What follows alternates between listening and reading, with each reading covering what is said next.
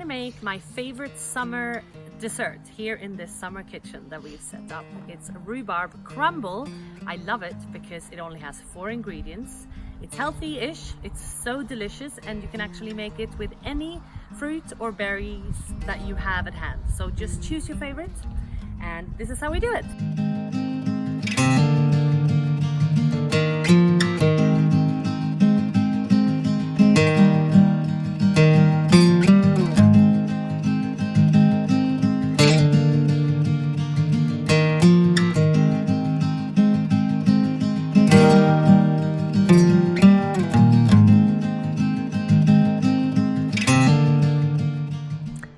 So this has just come out of the oven. It's been there for about 25 minutes on 200 degrees, and it's come out all crunchy and delicious.